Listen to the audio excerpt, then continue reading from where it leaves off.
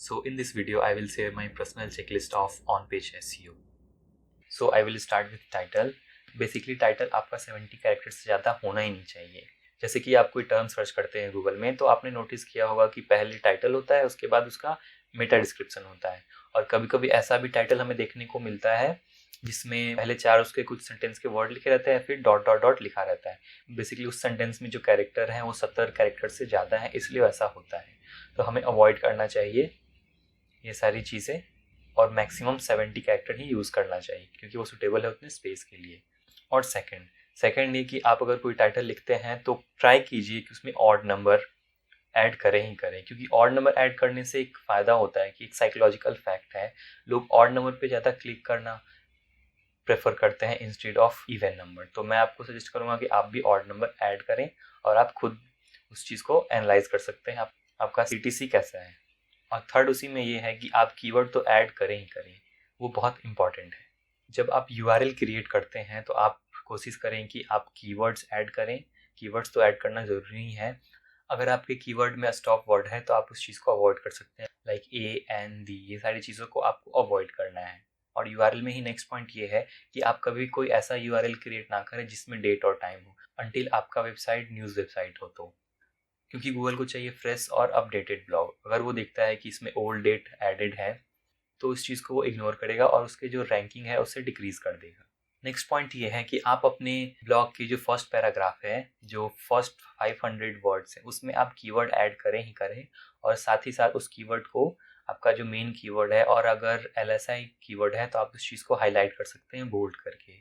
तो ऐसा देखा गया है कि अगर विजिटर आपके पोस्ट पे जाते हैं और वो अपने टर्म को देखते हैं उस ब्लॉग में, तो वो ज़्यादा उनसे इंटरेक्ट करते हैं और ट्राई करते हैं उस ब्लॉग को और डिटेल में पढ़ने का। नेक्स्ट पॉइंट ये है कि आप अपने H1, H2 और H3 में कीवर्ड या फिर LSI कीवर्ड ऐड करें ही करें। बेसिकली ऐसा होता है, मान लीजिए आपका ब्लॉग पोस्ट है how to make money online, और उसमें आपने 10 वेज बता रखे हैं, और कोई सर्च करता है how to make money online with Pinterest, और आपने कहीं ना कहीं इस चीज़ को ऐड कर रखा होता है how to make money online with Pinterest. तो गूगल देखता है, उसे रियलाइज़ होता है कि आपका पोस्ट का ये टॉपिक रेलिवेंट है, तो वो फीचर स्निपेट में ऐड करता है आपके पोस्ट को। तो ये आपके वेबसाइट के लिए अच्छा होता है। नेक्स्ट पॉइंट ये है कि अगर पॉसिबल है तो आप अपने कंक्लूजन में कीवर्ड और LSI कीवर्ड दोनों ऐड करें ही करें, वो रैंकिंग के लिए बेटर माना जाता है। नेक्स्ट पॉइंट ये है कि आप अपने ब्लॉग के पैराग्राफ को काफ़ी शॉर्ट रखें, मैक्सिमम 2 लाइन्स, क्योंकि आपने खुद नोटिस किया होगा जब कोई बुक में बहुत बड़े बड़े पैराग्राफ होते हैं तो आप जनरली उस चीज़ को इग्नोर करते हैं। वही अगर बुक बड़ी है बट स्टिल उसमें जो पैराग्राफ है वो 2-2 लाइन की है, तो आप इजीली उस चीज़ को रीड कर सकते हैं और आप कोशिश करते हैं ज़्यादा से ज़्यादा उस चीज़ को कवर कर सकें। तो ये एक साइकोलॉजिकल फैक्ट होता है, ये ब्लॉग पोस्ट पे भी इम्प्लीमेंट होता है। तो आप भी ट्राई करें कि मैक्स टू मैक्स 2 लाइन्स ही हो एक पैराग्राफ में।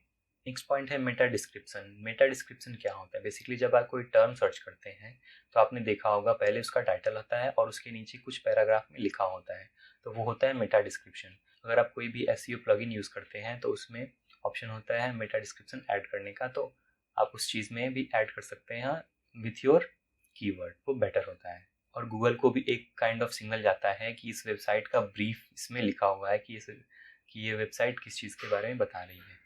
तो नेक्स्ट पॉइंट ये है कि आप अपने ब्लॉग में मीडिया ऐड करें ही करें। मीडिया मीन्स आपको वीडियो और इमेज ऐड करना कंपलसरी है, क्योंकि ये भी एक अच्छा रैंकिंग फैक्टर माना जाता है, और गूगल को भी लगता है कि ये बहुत इंटरेक्टिव पोस्ट इन्होंने लिखा है विथ इमेजेस एंड वीडियोस। और इसी में एक नेक्स्ट पॉइंट ये है कि आप जब भी कोई इमेज पोस्ट करते हैं, आप जब भी कोई इमेज ऐड करते हैं तो उसमें ऑप्शन आता है अल्टरनेटिव टेक्स्ट का। बेसिकली अल्टरनेटिव टेक्स्ट क्या होता है? आपने देखा होगा जब कोई पेज लोड नहीं होता है और वहाँ पे कोई इमेज होता है तो इमेज की जगह कुछ टेक्स्ट लिखा रहता है, वही होता है अल्टरनेटिव टेक्स्ट। वो दिखाता है कि उस इमेज पे क्या दिखाया जा रहा है। वो गूगल को हेल्प करता है इमेज को रीड करने में।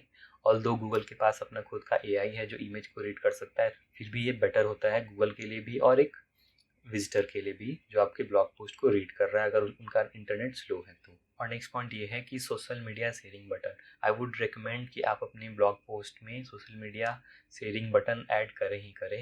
अगर कोई विजिटर चाहे इस ब्लॉग को शेयर करना तो ईजिली शेयर कर सकता है।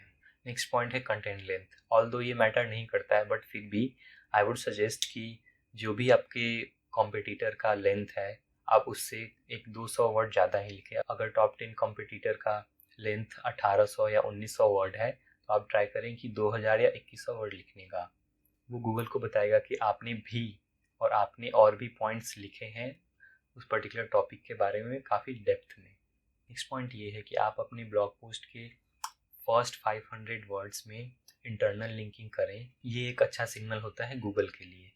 और नेक्स्ट पॉइंट ये है कि आप अपनी ब्लॉग पोस्ट में एक्सटर्नल लिंक डालें, क्योंकि एक्सटर्नल लिंक डालने से ये होता है कि गूगल को लगता है कि इन्होंने अच्छे सोर्स से एक्सटर्नल लिंक की है, मतलब इन्होंने अच्छे से इस चीज़ के बारे में लिखा है। और गूगल को ये भी लगेगा कि ये ब्लॉग पोस्ट का जो ओनर है वो चाहता है कि जो विजिटर है उसके सारे क्वेरीज अच्छे से क्लियर हो, इसीलिए वो अपने वेबसाइट पे एक्सटर्नल लिंक भी दे रहा है। Last but not the least, ये बहुत इम्पॉर्टेंट है, आपको कभी भी कीवर्ड स्टफिंग नहीं करनी है। गूगल के पास अपना खुद का टूल है, गूगल ने खुद इस पर एक अपडेट निकाल के रखा है। ये आपकी वेबसाइट को एनालाइज कर सकता है अगर आप अपनी वेबसाइट के पोस्ट में कीवर्ड स्टफिंग करते हैं तो आप कभी भी कीवर्ड स्टफिंग ना करें, आप नेचुरली लिखें। आप कभी भी कीवर्ड को कहीं फिट करने की कोशिश ना करें। आप LSI कीवर्ड यूज़ कर सकते हैं, आप सिमिलर कीवर्ड यूज़ कर सकते हैं, आप सिनोनिम्स यूज़ कर सकते हैं। गूगल इन सारे वर्ड का मीनिंग समझता है। अगर आप ड्रेस को आउटफिट लिखते हैं तो गूगल को समझ में आएगा कि ये आउटफिट और ड्रेस के बारे में ही बात कर रहा है। सो आज के लिए बस इतना ही। अगर आपके पास कोई क्वेरी है तो आप कमेंट में लिख सकते हैं। Thank you so much for watching.